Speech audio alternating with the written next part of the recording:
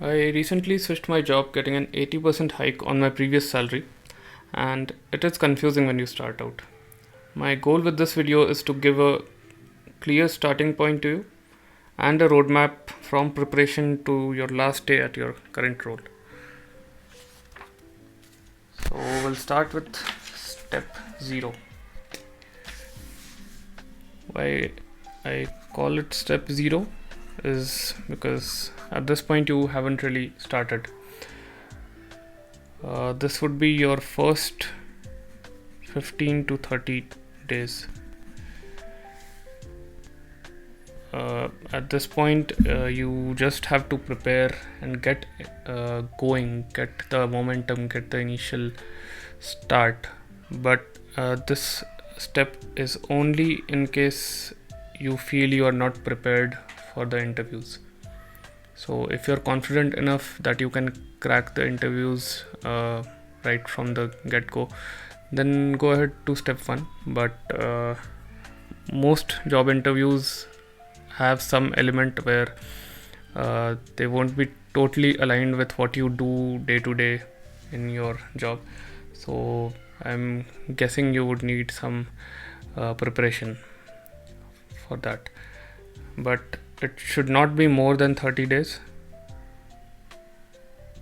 It would depend upon how comfortable you feel. But whatever the deadline you decide, and you should decide a deadline, you should put that on your calendar or wherever, maybe your reminders app or whatever you use. Basically on that deadline you want to be reminded that okay, I'm done with my preparation, whatever I had to do, and now I really have to kick it off. This would be your first 15 to 30 days, and what you have to do during this time is identify your skills.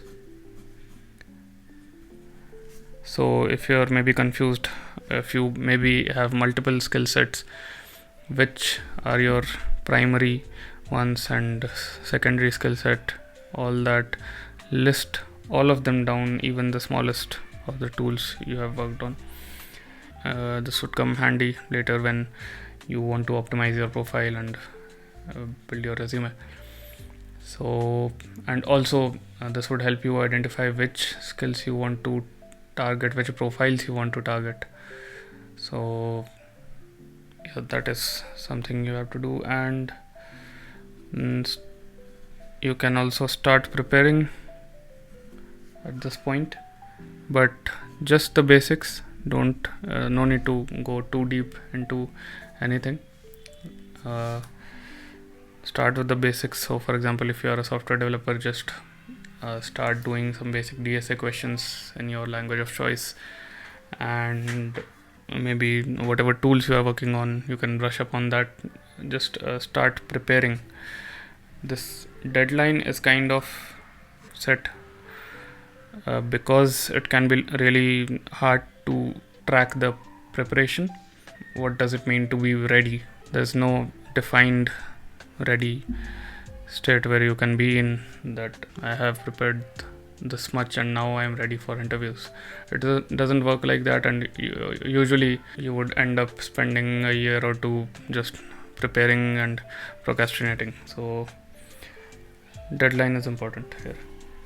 Also, if you don't have, I would definitely advise you to create a Naukri profile or whatever job portal you have in your country. In India it's Naukri, and also the LinkedIn profile. This is for everywhere. I'm assuming you will already have these two, but if you don't, just create that. Don't worry about optimizing it right away, just have it in place, and if it is already in a good shape, then great, but don't worry about optimization at this stage at least. Now once you reach the deadline, then we move on to step 1, the interviews. So once you have crossed the deadline, I would suggest just to get started. Don't worry about preparations or whatever doubts you have in your mind. Just get started with the interview, start applying rigorously to all the portals. If you don't get calls, that's a different thing. But for this, for the purpose of this video, I would assume that once you start applying, you are getting calls. Another thing is, at this stage, you have to be active on the job portals.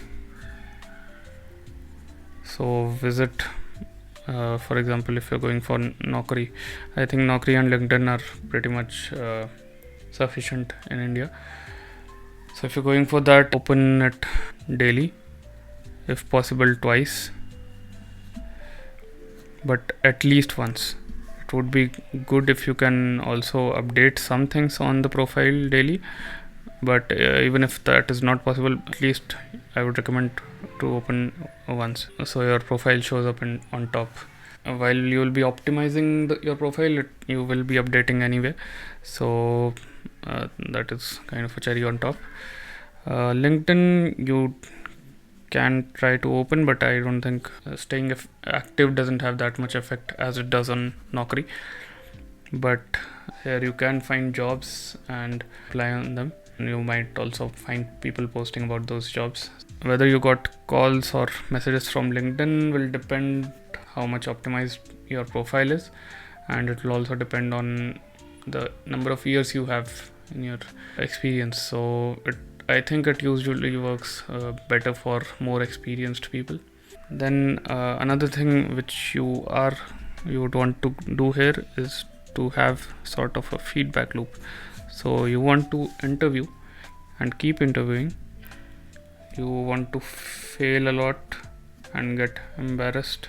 Definitely that is going to happen in the initial interviews, and that is good. You have to build that resilience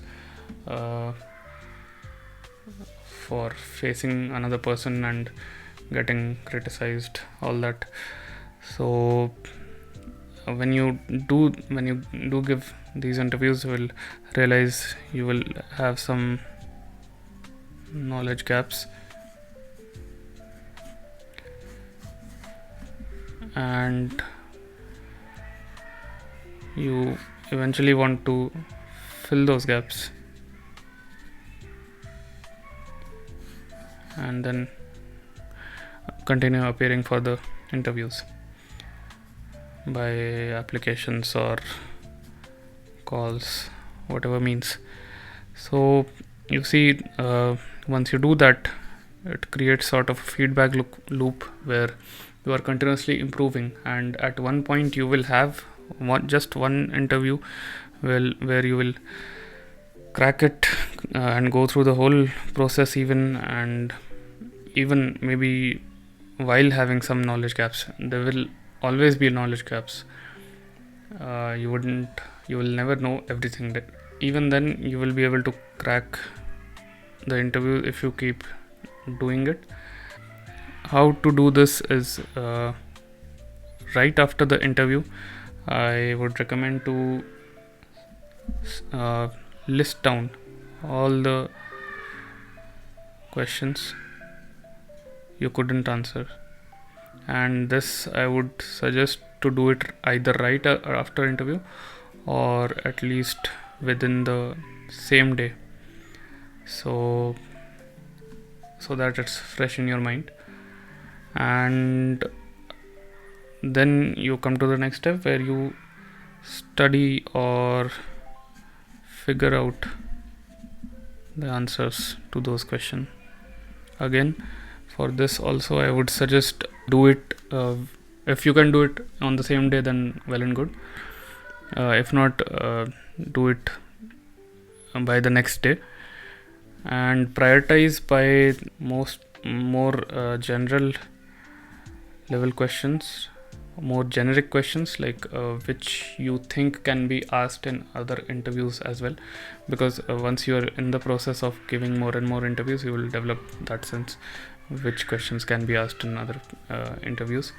And then from general to specific, there could be some questions which are only specific to that company or team which they would be asking, so arrange them in that order and tackle them in that way. If you're not able to do it in like within the next day of the interview, don't dwell on it. It's fine. You can keep it for later. If you can come back to it later. But continue with your regular preparations. So as I said, you just need one offer. Once you have that one offer, next step is where you drop the bomb. So this is where you tell your manager or resign on the portal or whatever. You drop the resignation basically. Now this one offer should be good enough for you, as in hopefully this will be suited to your expectations, and you should only resign if you feel confident enough. What I mean by that is you feel confident in your skills, that you have reached a point where you can study a bit, or really grind a bit more and reach a stage where you are in a position to crack multiple interviews. Maybe you are not at that stage when you receive this offer, but you should feel confident enough to crack multiple interviews within your notice period. If this one offer is not, even if it's up to your expectation, I would say there is always possibility of getting better offers, so why not? So I would say, yeah, if you're confident enough, then you resign. And at this stage you really have to put in few extra hours. So you would have extra hours because you are serving notice period, so you won't have that much work, I'm assuming. You will just have some transition things to handle, and it would depend, it would vary from team to team, but let's say you were working 8 hours a day earlier, and maybe in the notice period you only have to work 4 hours, then you can put in that extra 4 hours into your preparation and really get some better companies and better offer. It is the notice period game. And also when the HRs ask you for your expectation, you should try to get a 5 to 10% hike on the current offer at least. So if you have been offered, let's say 20 LPA, you can maybe ask for 25 to 27 LPA. This should be your asking expectation, so that they will eventually, they may give you 23, 24 LPA. If you're lucky, they will give you this number also. If you're feeling while, you can go asking around for 30 LPA also. That might work for some companies. So yeah, definitely research about or look at the current or average pay structure in that company, and then decide this number. There are a lot of considerations in this as well. I think that was mainly the preparation roadmap.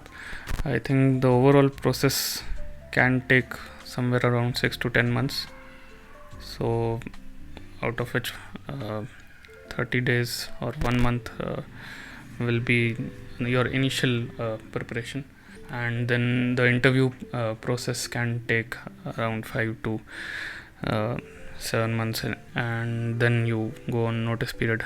So there you have it. But the important thing here, what obstacle people mainly face, is getting the interviews.